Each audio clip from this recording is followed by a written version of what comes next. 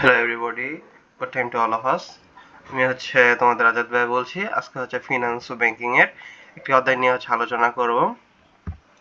তো দেখো, একটি অধ্যায়ের মধ্যে তোমার প্রথম অধ্যায়টি অর্থায়ন ও ব্যবসা অর্থায়ন নিয়ে আজকে আমাদের প্রথম ক্লাস। চলো শুরু করি। অর্থায়নের মূল ধারণা। অর্থায়ন মূলত তহবিল ব্যবস্থাপনা নিয়ে কাজ করে। তো একটি অধ্যায় যে শুরু করছি, তো এই অধ্যায়টার নামই অর্থায়ন ও ব্যবসায় অর্থায়ন। তো এই অর্থায়নের কাজটা কি? অর্থায়নের কাজটাই তোমার তহবিল ব্যবস্থাপনা নিয়ে কাজ করা। অর্থায়নের মূল কাজই তহবিল ব্যবস্থাপনা নিয়ে কাজ করা। এখন তোমরা তো বলতে পারো, ভাইয়া এই তহবিল ব্যবস্থাপনা বা অর্থায়ন এই জিনিসটাই কি? এই জিনিসটা কোন উৎস থেকে তুমি কি পরিমাণ অর্থ সংগ্রহ করবে এবং সেগুলো কিভাবে বিনিয়োগ করে তুমি সর্বোচ্চ মুনাফা পাবা, সেই পরিকল্পনা এবং প্রণয়ন করে তা বাস্তবায়ন করাই হলো তোমার অর্থায়ন। ধরো তুমি আজকে কোথাও থেকে তুমি 50,000 টাকা সংগ্রহ করেছো। এই 50,000 টাকা তুমি তোমার কাছে নিজে রাখবা না, এটা কোথাও না কোথাও তুমি বিনিয়োগ করে ফেলবা, অথবা তুমি ইনভেস্ট করবা। তো এটার মাধ্যমে তুমি কোনো অর্থ উপার্জন করতে পারবা। ধরো তুমি যদি ব্যাংকে তোমার 1 বছর মেয়াদে 10% মুনাফায় ব্যাংকে এই টাকাটা রেখে দাও, তাহলে তুমি 1 বছর পর 5,000 টাকা পেয়ে যাবে ব্যাংক থেকে। তো এটাই তোমার মুনাফা। তো সর্বোচ্চ মুনাফা তোমার 5,000 টাকা, আর তোমার বিনিয়োগে যে অর্থ সংগ্রহটা করেছো সেটা 50,000 টাকা।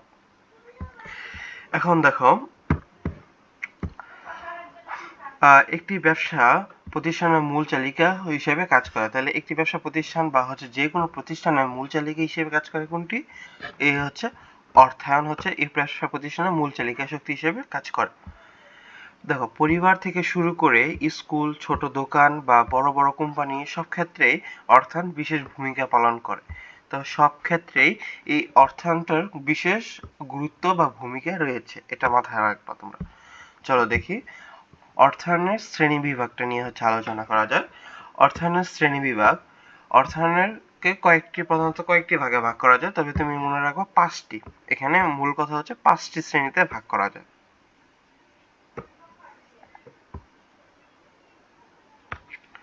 এখানে 5টি ক্যাটাগরিতে ভাগ করা যায়, এটা মাথায় রাখলে চলবে। দেখো, প্রথমটা পারিবারিক অর্থায়ন, পরেরটা সরকারি অর্থায়ন, তারপরটা আন্তর্জাতিক অর্থায়ন, তারপরটা অব্যবসায়ী প্রতিষ্ঠানের অর্থ সংস্থান, তারপরটা ব্যবসায় অর্থায়ন।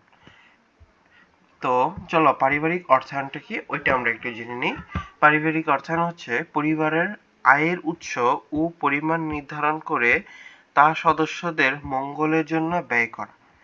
তাহলে পরিবারের আয়ের উৎস ও তা পরিমাণ নির্ধারণ করে তা সদস্যদের মঙ্গলের জন্য ব্যয় করাকে কি বলে? তাই পারিবারিক অর্থায়ন। এখন দেখো, তোমার পরিবারে 4জন লোক রয়েছে বা 4জন সদস্য রয়েছে। এর মধ্যে হয়তো 1জন বা 2জন বা 3জনও অর্থ উপার্জন করতে পারে। একটি পরিবারে সবাই অর্থ উপার্জন করে না কখনো। তো এই 3জন বা 2জন বা 1জন যে পরিবারে অর্থ উপার্জন করছে, এই অর্থ কিন্তু সে একা বা ওই যে যারা অর্থ উপার্জন করছে তারাই কিন্তু শুধু ব্যয় করে এরকমটি নয়। যারা তোমার এই পরিবারের সদস্য হিসেবে রয়েছে তাদের জন্য কিন্তু অর্থগুলো ব্যয় করা হয়, আর এই অর্থ ব্যয়টাই পারিবারিক অর্থায়ন। তারপর চলো সরকারি অর্থায়ন। সরকারি অর্থায়ন সরকারি বার্ষিক ব্যয় কোন কোন খাতে হবে, সেই অর্থ কোন কোন উৎস থেকে সংগ্রহ করা হবে তার ব্যবস্থাপনা। দেখো, সরকারের বিভিন্ন ধরনের অর্থায়ন রয়েছে। এই অর্থায়নগুলো বিভিন্ন খাত থেকে তোমার খাতে ব্যয় হয়। যেমন বাংলাদেশের কৃষি খাতে ব্যয় আছে, শিক্ষা খাতে ব্যয় রয়েছে, গবেষণা খাতে ব্যয় রয়েছে, তারপর সামরিক ও বেসামরিক খাতে ব্যয় রয়েছে, তারপরে তোমার বিভিন্ন খাতে ব্যয় রয়েছে। কিন্তু এই অর্থগুলো শুধু ব্যয় থাকলেই তো হবে না, সরকার তো এই ব্যয় নিজের পকেট থেকে করতে পারবে না। এই ব্যয়গুলো কোথা থেকে করবে? এই ব্যয় রাষ্ট্রীয়ভাবে ব্যয় করতে হবে, রাষ্ট্রের অর্থ থেকে। আর রাষ্ট্রের কাছ থেকে যদি তুমি প্রতিটা জনগণের কাছ থেকে যে বলো আমাকে টাকা দাও, আমাকে টাকা দেওয়া হোক, এভাবে বললে তো টাকা দিবে না। এই কারণে সরকার একটি পদ্ধতি চালু করেছে, যেটার নাম ইংলিশে বলি আমরা ট্যাক্স, আর বাংলাতে এটার নাম কর, আরেকটা ভ্যাট। তো এটা সংগ্রহ করা হবে, এটার নামে কি ব্যবস্থাপনা। আন্তর্জাতিক অর্থায়ন। আন্তর্জাতিক অর্থায়ন হচ্ছে একটি দেশের সাথে অন্য একটি দেশের বাণিজ্যিক চুক্তি, এটাই হচ্ছে আন্তর্জাতিক অর্থায়ন। তো দেখো, আমদানি ও রপ্তানি, এখানে আন্তর্জাতিক অর্থায়নের মূল কাজই হচ্ছে আমদানি এবং রপ্তানি বাণিজ্য করা। তো আমদানি ও রপ্তানি বাণিজ্য এবং এর ঘাটতি ব্যবস্থাপনা নিয়ে আলোচনা করে এই আন্তর্জাতিক অর্থায়নটি। তারপর চলো অব্যবসায়িক প্রতিষ্ঠানের অর্থ সংস্থান। এখন দেখো, এখানে শব্দটা দেখে আমরা বুঝতে পারতেছি অব্যবসায়ী প্রতিষ্ঠান। অব্যবসায়ী প্রতিষ্ঠান শব্দের অর্থটা হচ্ছে, ধরো তুমি হচ্ছে এমন একটি ব্যবসা প্রতিষ্ঠান যেখানে কোনো ধরনের হচ্ছে লাভের অংশ থাকতে পারে না। তো লাভের অংশ যেহেতু থাকবে না, অবশ্যই সেটা হচ্ছে কোনো মানুষের জনকল্যাণের উদ্দেশ্যে এই ব্যবসা প্রতিষ্ঠানটি হবে। তো এতিমখানা বা মানব কল্যাণ শিক্ষা প্রতিষ্ঠান বা তোমার হচ্ছে কি বলে বিভিন্ন ধরনের হচ্ছে প্রতিষ্ঠান রিলেটেড, তবে কোনো ধরনের হচ্ছে ব্যবসায়িক প্রতিষ্ঠান নয়। অব্যবসায়িক প্রতিষ্ঠান যেমন স্কুল, কলেজ, বিশ্ববিদ্যালয়, এতিমখানা, মাদ্রাসা, এগুলো হচ্ছে তোমার অব্যবসায়িক প্রতিষ্ঠানের অংশ। অথবা কোনো দাতব্য প্রতিষ্ঠান, তারপরে হচ্ছে আশ্রয় কেন্দ্র, তোমার হচ্ছে কি বলে আশ্রয় কেন্দ্র হতে পারে বা বৃদ্ধাশ্রম হতে পারে, এগুলো হচ্ছে তোমার অব্যবসায়িক প্রতিষ্ঠান। এগুলোর মানব কল্যাণের জন্য সেবামূলক উদ্দেশ্যে হচ্ছে তহবিল সংগ্রহ করে এবং ব্যবহার করে। এখানে কোনো ধরনের হচ্ছে নিজেদের প্রয়োজন মেটানোর জন্য বা হচ্ছে কোনো চাহিদা মেটানোর জন্য করা হয় না, এটা হচ্ছে মানুষের সেবার উদ্দেশ্যে এই ব্যবসাটি অর্থায়ন করা হয়। তারপর চলো সর্বশেষ ব্যবসা অর্থায়ন কি, ওইটা নিয়ে আমরা হচ্ছে দেখি।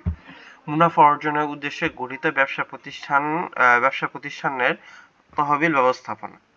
তো এখন দেখো, আমরা জানি তোমার হচ্ছে তোমার যে ব্যবসা উদ্যোগ রয়েছে, ব্যবসা উদ্যোগের বইয়ে কিছু অধ্যায়ে আমরা হচ্ছে তৃতীয়, চতুর্থ এই অধ্যায়গুলোর মাধ্যমে জানতে পেরেছিলাম এক মালিকানা ব্যবসা, অংশীদারি ব্যবসা, যৌথ মূলধনী ব্যবসা। এখানে সেম কথাই বলা হয়েছে, ব্যবসা অর্থায়ন মুনাফা অর্জনের উদ্দেশ্যে গঠিত ব্যবসা প্রতিষ্ঠানের তোমার হচ্ছে তহবিল ব্যবস্থাপনায় হচ্ছে ব্যবসায় অর্থায়ন। এখন তোমার হচ্ছে ব্যবসা তিন রকমের হতে পারে, একটা হচ্ছে এক মালিকানা ব্যবসা, একটা হচ্ছে অংশীদারি ব্যবসা, একটা হচ্ছে যৌথ মূলধনী ব্যবসা। চলো এখন হচ্ছে আমরা এই অর্থায়নগুলোর যে ধারাগুলো রয়েছে সে ধারাগুলো একটু দেখে নিই। দেখো, অর্থায়নের ক্রমান্বয় মানে হচ্ছে ধারাবাহিক যে ধারাগুলো রয়েছে তার। অর্থায়নের আধুনিক রূপটি দীর্ঘ বিবর্তনের ফসল। এখন অর্থ দীর্ঘ বিবর্তন কেন বললো? দেখো, আজকে 2030 20 হতে পারে, 25 হতে পারে, 26 হতে পারে, 30 হতে পারে, যে কোনো সাল হতে পারে আজকে।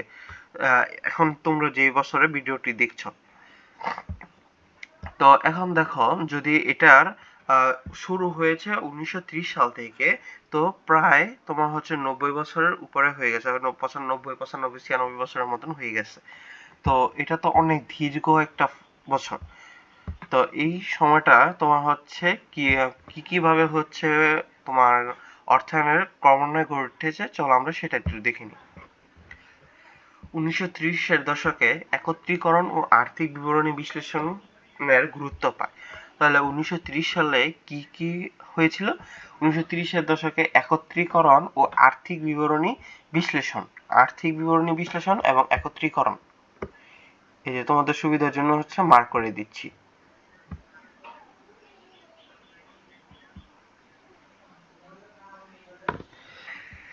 দেখো, তাহলে 1930-এর দশকে একত্রীকরণ ও আর্থিক বিবরণী বিশ্লেষণ গুরুত্ব পায়। তারপর 1940 এর দশকে তারল্য বজায় রাখা জরুরি হয়ে পড়ে। এখন তোমরা অবশ্যই বলবা, ভাই তারল্য কি? তারল্য হচ্ছে এমন একটি পদ্ধতি যার মাধ্যমে তোমার সম্পদ এবং হচ্ছে দায় উভয় সমান থাকবে। ধরো তোমার কাছে যদি 1 টাকার সম্পদ থাকে, 1 টাকার সম্পদ থাকলে এবং ওই অনুপাতে যদি তোমার হচ্ছে দায় থাকে 1:1, এটা হচ্ছে তোমার তারল্য বজায় রাখার নীতি। 1:1 মানে হচ্ছে তোমার যদি সম্পদ 1 টাকা থাকে তাহলে দায়ও 1 টাকা থাকতে পারবে। তো এটা হচ্ছে তোমার তারল্য বজায় থাকতে পারবে। এটা হচ্ছে 1940-এর দশকে খুব গুরুত্বপূর্ণ ভূমিকা পালন করে। তারপর দেখো, 1950-এর দশকে গাণিতিক বিশ্লেষণের মাধ্যমে বিনিয়োগের সিদ্ধান্ত নেওয়া শুরু হয়। তো দেখো, আমরা বর্তমান সময়ে যে বিনিয়োগের সিদ্ধান্ত নেই সেগুলো কিন্তু গাণিতিক বিশ্লেষণের মাধ্যমে নেই। কারণ তুমি ধরো হচ্ছে কোথাও 50,000 টাকা বা 1 লাখ টাকা বিনিয়োগ করবে বা হচ্ছে 10 লাখ টাকা বিনিয়োগ করবে, এই টাকা কিন্তু তুমি চাইলেই এভাবে শুধু বিনিয়োগ করে দিতে পারো না। সেজন্য তোমাকে অবশ্যই এটাকে নিয়ে হচ্ছে বিশ্লেষণ করতে হয়। এটা নিয়ে তুমি গাণিতিকভাবে বিশ্লেষণ করো। ধরো তুমি হচ্ছে এই প্রতিষ্ঠান থেকে কত পার্সেন্ট মুনাফা পেতে পারো, অন্য একটি প্রতিষ্ঠান থেকে কত পার্সেন্ট মুনাফা পেতে পারো, এগুলোর যখন তুমি একটি বিশ্লেষণ করো, এটাই হচ্ছে গাণিতিক বিশ্লেষণ। তো এটি 1950-এর দশক থেকে শুরু হয়ে যায়। তারপর 1960-এর দশকে দেখো আধুনিক অর্থায়নের যাত্রা শুরু হয়। তা আধুনিক অর্থায়নের যাত্রা শুরু হয় কত সাল থেকে? 1960-এর দশক থেকে আধুনিক অর্থায়নের যাত্রা শুরু করে। এবং 70-এর দশকে মানে 1970-এর সালে হচ্ছে তোমার কম্পিউটারের ফলে ঝুঁকি ধারণা এবং পোর্টফোলিও নীতি জনপ্রিয় হয়। পোর্টফোলিও নীতি কি একটু বলি ভাইয়া। দেখো, পোর্টফোলিও নীতি হচ্ছে তুমি একটি প্রকল্পে বিনিয়োগ না করে একাধিক প্রকল্পে বিনিয়োগ করার যেই সিদ্ধান্ত। ধরো তোমার কাছে হচ্ছে 2টি প্রকল্প রয়েছে এবং তোমার কাছে হচ্ছে 1 লাখ টাকা রয়েছে। তো এখন চাইলে তুমি 2টি প্রকল্পে 50,000 টাকা করে বিনিয়োগ করতে পারো, অথবা একটি প্রকল্পে তুমি হচ্ছে 1 লাখ টাকা বিনিয়োগ করে দিতে পারো। এখন যদি তুমি একটি প্রকল্পে বিনিয়োগ করে দাও, তাহলে তোমার ঝুঁকিটা বেড়ে যায়, কারণ ওই প্রতিষ্ঠান যদি ক্ষতির সম্মুখীন হয় তাহলে তুমিও ক্ষতির সম্মুখীন হতে পারো। কিন্তু ধরো তুমি পোর্টফোলিও নীতি মানে হচ্ছে একটি প্রকল্পে বিনিয়োগ না করে একাধিক প্রকল্পে বিনিয়োগ করার যে নীতিটা, ওইটার মাধ্যমে যদি তুমি বিনিয়োগ করো, তাহলে হচ্ছে তুমি খুব সহজেই একটিতে যদি ক্ষতি হয় অন্যটিতে অবশ্যই লাভ হবে। এর ফলে তোমার ক্ষতিটা পুষিয়ে নেওয়া সম্ভব এবং ঝুঁকিটা খুব কমে যায়। এটাই হচ্ছে পোর্টফোলিও নীতি। এই পোর্টফোলিও নীতি এবং কম্পিউটার ব্যবহারের ধারণাটা 1970-এর দশকে শুরু হয়। দেখো, পরবর্তীতে 90-এর দশকে বিশ্ব বাণিজ্য ব্যবস্থা এর ইংরেজি হচ্ছে world trade organization, WTO। WTO এর পুনরূপ হচ্ছে ওয়ার্ল্ড ট্রেড অর্গানাইজেশন। তারপর চলো দেখি এই ব্যবসা অর্থায়নের কিছু গুরুত্বপূর্ণ ও নীতিমালা রয়েছে। একটি দেশের অর্থায়নের উন্নয়নের ব্যবসায় অর্থায়ন অত্যন্ত গুরুত্বপূর্ণ। বিশেষ করে বাংলাদেশের মতন অর্থনৈতিক বা উন্নয়নশীল দেশের মূলধন সংকট নিরসনে এবং সঠিক বিনিয়োগ সিদ্ধান্তের মাধ্যমে জাতীয় আয় বৃদ্ধিতে এটি সহায়ক। দেখো, একটি দেশের তুমি হচ্ছে বাংলাদেশ কিন্তু উন্নত দেশ নয়, বাংলাদেশ একটা উন্নয়নশীল দেশ। তো এই উন্নয়নশীল দেশের জন্য তোমার হচ্ছে অবশ্যই বাংলাদেশের মূলধনের সংকট রয়েছে। দেখো, চাইলে কিন্তু বাংলাদেশের যে কোনো ব্যবসায়ী তোমার হচ্ছে ব্যবসা শুরু করতে পারে না, কারণ হচ্ছে তার মূলধনের ঘাটতি রয়েছে। এই মূলধনের ঘাটতি তার পূরণ করার জন্য কি করতে হয়, তোমার হচ্ছে বিভিন্ন জায়গা থেকে হচ্ছে তোমার কি বলে তোমার ঋণ নিতে হয় বা বিভিন্ন ভাবে হচ্ছে অর্থ সংগ্রহ করতে হয়। কিন্তু এটা পরবর্তীতে আবার সঠিক কিভাবে বিনিয়োগ করবে, বিনিয়োগ করে দেশের জাতীয় আয় বৃদ্ধিতে সহায়তা করবে, এটাও একটি গুরুত্বপূর্ণ ভূমিকা পালন করে। তো অর্থায়নকে তোমার হচ্ছে 3টি প্রধান নীতি অনুসরণ করে। অর্থায়ন কয়টি নীতি অনুসরণ করে?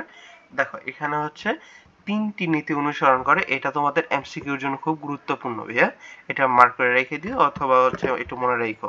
এই যে তোমার 3টি সফল অর্থায়নের জন্য 3টি প্রধান নীতি অনুসরণ করে। কি কি তাহলে? দেখো, প্রথমটা হচ্ছে তোমার তারল্য বনাম মুনাফা নীতি। তারল্য বনাম মুনাফা নীতি কি? নগদ টাকা হাতে রাখা এবং হচ্ছে লাভজনক খাতে বিনিয়োগের মাধ্যমে ভারসাম্য বজায় রাখা। এখন দেখো, তুমি যে টাকা বিনিয়োগ করবা ওইটা কিন্তু তুমি দায় হিসেবে থাকবা, এবং তোমার হাতে যে সম্পদ তোমার হাতে যে নগদ টাকা থাকবে ওইটা হচ্ছে তোমার সম্পদ। তাহলে এটা মাত্রই বললাম 1:1 নীতি অনুসারে তোমার যেটা হয় ওইটাই হচ্ছে তারল্য নীতি। তো এখানে নগদ টাকা তোমার হাতে থাকবে এবং তুমি লাভজনক খাতেও বিনিয়োগ করে ভারসাম্য বা ব্যালেন্সটা বজায় রাখতে পারবা। তারপর চলো উপযুক্ততার নীতি। স্বল্প মেয়াদী তহবিলের দিয়ে চলতি মূলধন এবং দীর্ঘমেয়াদী তহবিল দিয়ে স্থায়ী মূলধন সরবরাহ করা। এখন দেখো, তোমার হচ্ছে একটি ব্যবসা পরিচালনা করছো, এই ব্যবসা পরিচালনার জন্য প্রতিনিয়ত হচ্ছে তোমার মূলধনের প্রয়োজন পড়ে। যেমন হচ্ছে আজকে তোমার ব্যবসা পরিচালনা করতে 50,000 টাকা প্রয়োজন, প্রতিদিন তোমার এই টাকাটা হচ্ছে প্রয়োজন পড়ে। এই টাকাটা হচ্ছে স্বল্প মেয়াদী তহবিল। এবং হচ্ছে তোমার একটি প্রতিষ্ঠানে ধরো হচ্ছে মেশিন ক্রয় বা হচ্ছে কোন একটি দামি দীর্ঘমেয়াদী জিনিস ক্রয়ের প্রয়োজন পড়ে, ধরো যেটার মূল্য হচ্ছে 10 লাখ টাকা, 20 লাখ টাকা, 30 লাখ টাকা হতে পারে, ওইটার তোমার হচ্ছে স্থায়ী মূলধন হিসেবে কাজ করে এবং ওইটা দীর্ঘমেয়াদী তহবিল থেকেই সংগ্রহ করা হয়। এটার নামে হচ্ছে তোমার কি উপযুক্ততার নীতি। উপযুক্ততার নীতি হচ্ছে স্বল্প মেয়াদী তহবিল দিয়ে চলতি মূলধন এবং দীর্ঘমেয়াদী তহবিল দিয়ে স্থায়ী মূলধন সরবরাহ করার নীতিটি হচ্ছে কি উপযুক্ততার নীতি। আশা করি সকলে বুঝতে পারছো।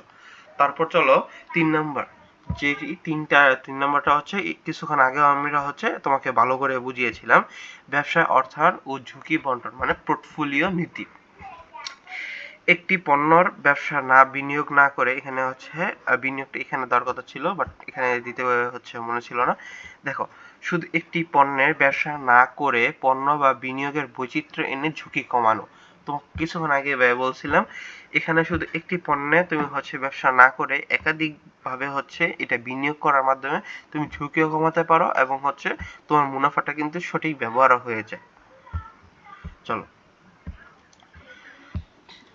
আর্থিক ব্যবস্থাপনার সিদ্ধান্ত একজন আর্থিক ব্যবস্থাপককে প্রধানত দুইটি গুরুত্বপূর্ণ সিদ্ধান্ত নিতে সহায়তা করে। তাহলে দেখো, একজন আর্থিক সিদ্ধান্ত তোমার হচ্ছে আর্থিক ব্যবস্থাপনার সিদ্ধান্ত কয়টি সিদ্ধান্ত নিতে সহায়তা করে? দুইটি গুরুত্বপূর্ণ সিদ্ধান্ত নিতে সহায়তা করে। তো কি কি সিদ্ধান্ত? একটা হচ্ছে আয় সিদ্ধান্ত। আয় সিদ্ধান্ত হচ্ছে অর্থ সংস্থান সিদ্ধান্ত। আর একটা হচ্ছে ব্যয় সিদ্ধান্ত বা বিনিয়োগ সিদ্ধান্ত। তো এটা তুমি মাথায় রাখতে পারো। আয় সিদ্ধান্ত হচ্ছে তোমার অর্থ সংস্থান সিদ্ধান্ত, ব্যয় সিদ্ধান্ত হচ্ছে বিনিয়োগ সিদ্ধান্ত। এছাড়া চলতি বিনিয়োগ ও লভ্যাংশ বন্টনের মতো সিদ্ধান্তগুলো ব্যবসায়িক সাফল্যের জন্য অপরিহার্য।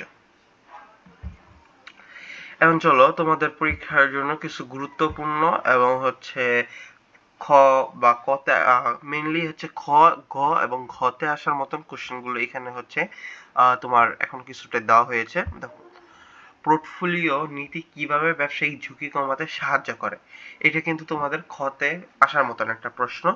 তারপরও এটা হচ্ছে তুমি গতে যদি আসে এরকম টাইপের উদ্দীপক নির্ভর কোশ্চেন, তখন তুমি এটা হচ্ছে বানিয়ে লিখতে পারবে। এই কারণে হচ্ছে এখানে সুন্দর করে একটু বিশ্লেষণ আকারে লিখে দিয়েছি।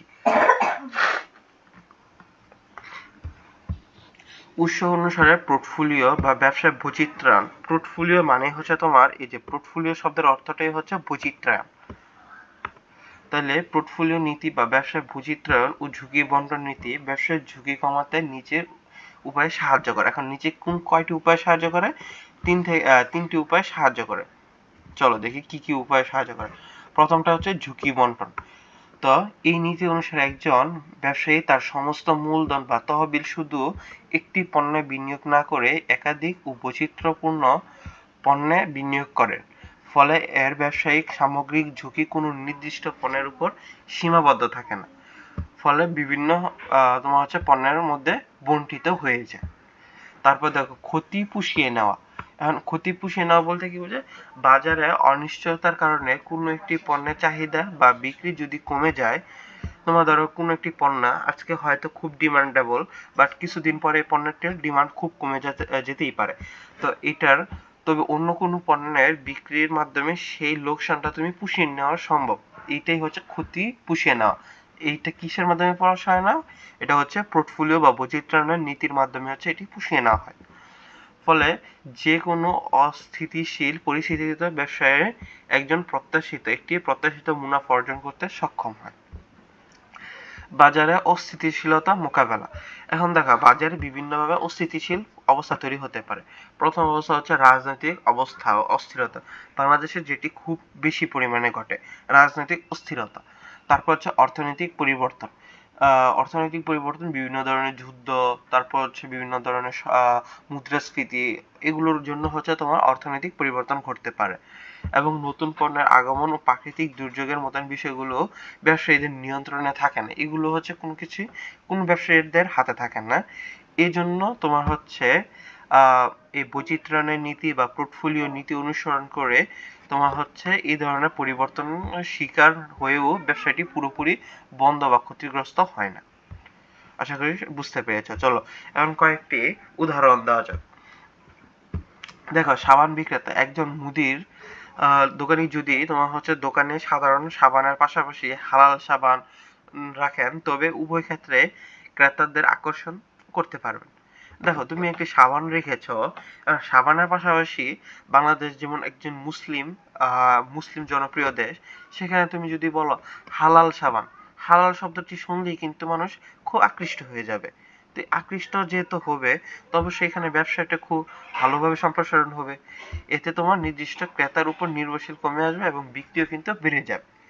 তারপর যদি কাপড় বিক্রির ক্ষেত্রে দেখি, তোমার হচ্ছে একজন কাপড় বিক্রেতা যদি শুধু শীতের পোশাক না রেখে শীত ও গ্রীষ্মের উভয় ঋতুর পোশাক রাখে, তবে ঋতু পরিবর্তনের কারণে তার ব্যবসায় কোনো বড় ধরনের ক্ষতির বা ঝুঁকির সম্মুখীন হতে হবে না। এবং যদি বলি বইয়ের দোকানের ক্ষেত্রে, মানে কনফেকশন, তোমার হচ্ছে যদি বলি লাইব্রেরি দোকান, তো লাইব্রেরি দোকানে কি হয়, শুধু তুমি একটি যদি কবিতা বই না রেখে যদি গল্প, ধর্মীয় এবং হচ্ছে শিক্ষামূলক বইও রাখা যায়, তবে বিভিন্ন রুচির ক্রেতারা আসা কারণে হচ্ছে তোমার ব্যবসায়িক ঝুঁকি উল্লেখ্যভাবে হ্রাস পেতে পারে। সারসংক্ষেপ দেখো, এইটা হচ্ছে তোমার একটু হচ্ছে সামারাইজ করে দিয়েছি আমি। এখানে সামারাইজটা কি বলেছি, পোর্টফোলিও নীতি বা বৈচিত্র্যায়নের নীতি অনুযায়ী বিনিয়োগ বা পণ্যের ক্ষেত্রে যত বেশি বৈচিত্র্যায়ন হবে, ব্যবসায়িক ঝুঁকি তত কমবে এবং মুনাফার ধারাবাহিকতা বজায় রাখা সহজ হবে। এটাই হচ্ছে তোমার পোর্টফোলিও বা বৈচিত্র্যায়নের নীতির একটি সহজ উদাহরণ। আশা করি বুঝতে পেরেছো। চলো পরবর্তী হচ্ছে উপযুক্ততার নীতি অনুযায়ী চলতি মূলধন কোন উৎস থেকে সংগ্রহ করা ভালো। উপযুক্ততার নীতি অনুযায়ী চলতি মূলধন স্বল্পমেয়াদী উৎস থেকে সংগ্রহ করা ভালো।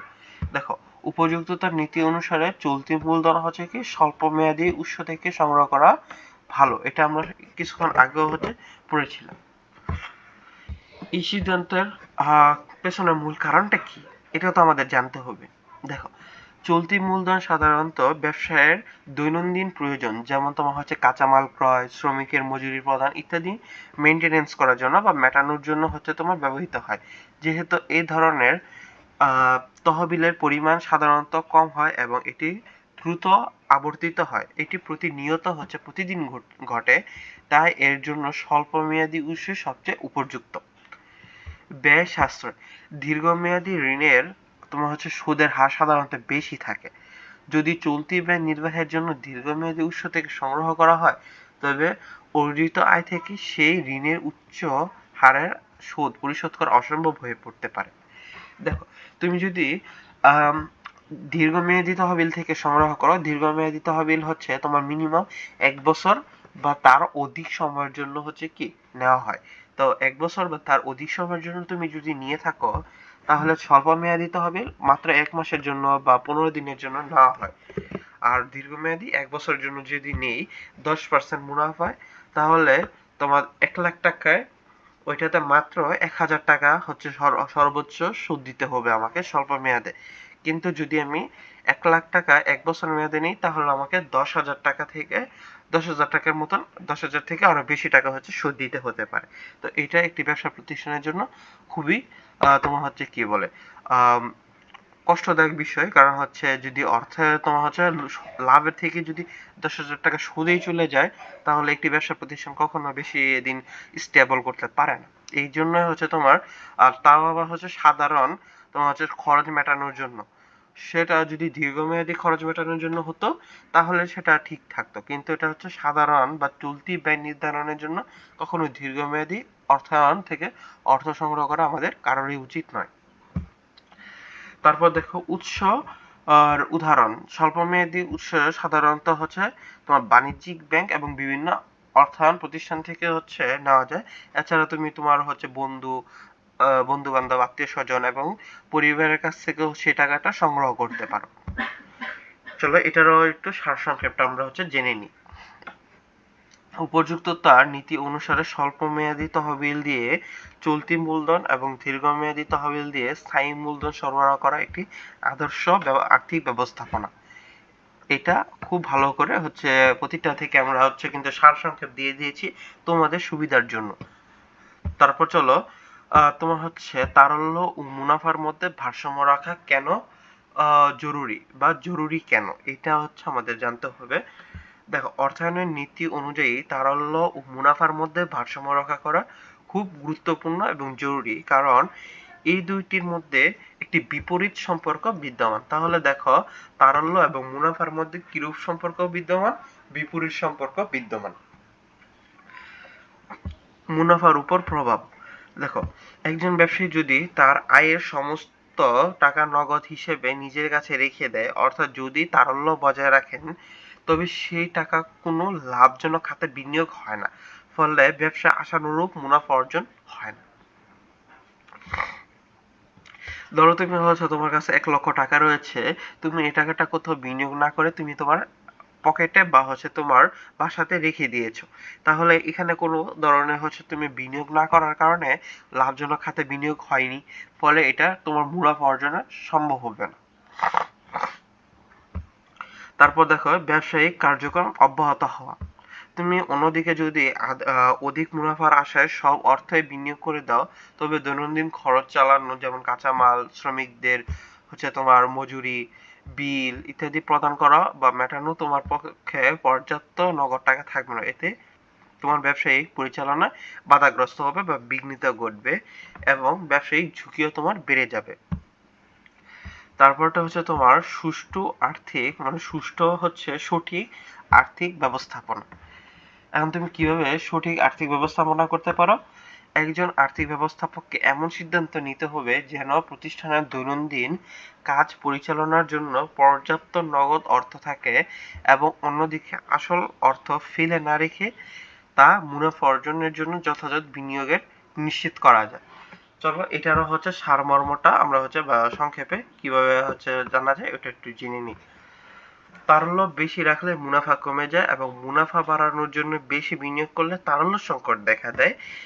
তাই ব্যবসায় অস্তিত্ব রাখা এবং মুনাফার ধারাবাহিকতা বজায় রাখার জন্য দুইটির জন্য উপযুক্ত ভারসাম্য রক্ষা করে অর্থায়নের অন্যতম মূল উদ্দেশ্য। দেখো, আর্থিক ব্যবস্থাপনার অন্যান্য গুরুত্বপূর্ণ সিদ্ধান্তগুলো কি কি? আর্থিক ব্যবস্থাপনার প্রধান দুইটি সিদ্ধান্ত, একটা হচ্ছে আয় সিদ্ধান্ত, অন্যটি হচ্ছে ব্যয় সিদ্ধান্ত। এছাড়াও আরো কিছু গুরুত্বপূর্ণ সিদ্ধান্ত নিতে হয়। এগুলো হচ্ছে, চলো দেখি। একটা হচ্ছে চলতি বিনিয়োগ সিদ্ধান্ত। চলতি বিনিয়োগ সিদ্ধান্ত কি? প্রতিষ্ঠানের দৈনন্দিন তোমার হচ্ছে কাজ পরিচালনার জন্য কি পরিমাণ কাঁচামাল ক্রয় করা উপযোগী এবং সেই ক্রয়ের অর্থ কোন উৎস থেকে সংগ্রহ করা যাবে, এই সিদ্ধান্ত নেওয়া হচ্ছে তোমার কি চলতি বিনিয়োগ সিদ্ধান্ত। নগদ অর্থ ব্যবস্থাপনা। প্রতিদিনের প্রয়োজন তোমার হচ্ছে খরচ বা দায় নির্বাহ করার জন্য ব্যবসায়ের সবসময় কি পরিমাণ নগদ রাখা উচিত তা নির্ধারণ করা একজন আর্থিক ব্যবস্থাপনার গুরুত্বপূর্ণ কাজ।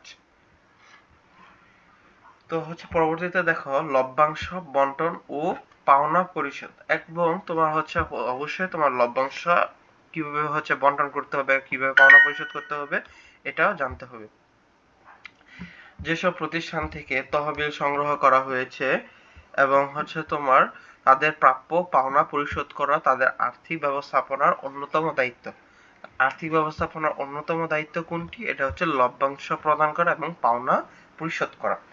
যদি তোমাকে কিছু উদাহরণ দেই, দেখো, ব্যাংক ঋণ, বন্ড বা ডিবেঞ্চারের মাধ্যমে সংগৃহীত তহবিলের জন্য সবসময় তোমার হচ্ছে নির্দিষ্ট হারে কি করতে হয়? সুদ প্রদান করতে হয়। তুমি তো এগুলো নিবা, তোমাকে তো ফ্রিতে দিবে না তারা, অবশ্য সুদের বিনিময়ে বা মুনাফার বিনিময়ে তোমাকে হচ্ছে নিতে হবে। শেয়ার বিক্রয়ের মাধ্যমে সংগৃহীত তহবিল প্রত্যাশিত হারে মুনাফা অর্জন করে এবং শেয়ার হোল্ডারদের মাঝে তা বন্টন করা। দেখো, তুমি যদি শেয়ারের মাধ্যমেও যদি ওই মুনাফাগুলো তহবিল সংগ্রহ করো, তাহলে শেয়ার হোল্ডারদের মধ্যে তোমার লভ্যাংশ বন্টন করতে হবে। আর তুমি যদি ব্যাংকের মাধ্যমে বা ডিবেঞ্চার, বন্ড, ব্যাংক ঋণ এগুলোর মাধ্যমে হচ্ছে অর্থ সংগ্রহ করো, তাহলে তোমাকে সুদ প্রদান করতে হবে বা পাওনা পরিশোধ করতে হবে। এখন সর্বশেষ হচ্ছে কি, দেখো, ব্যবসায় তারল্য বজায় রাখা এবং বিভিন্ন বিনিয়োগকারী বা ঋণদাতাদের স্বার্থ রক্ষা করে আর্থিক ব্যবস্থাপনা গুরুত্বপূর্ণ সিদ্ধান্ত অন্তর্ভুক্ত হয়। আশা করি হচ্ছে সকলে বুঝতে পেরেছ। আজকে এই পর্যন্তই। প্রথম অধ্যায়টি হচ্ছে আমরা সব শেষ করেছি এবং এই পুরো পিডিএফটি তোমাদের হচ্ছে কমেন্ট বক্সে অবশ্যই দিয়ে দেওয়া হবে। তোমরা হচ্ছে এটি দেখে নিও। সবাইকে অসংখ্য ধন্যবাদ।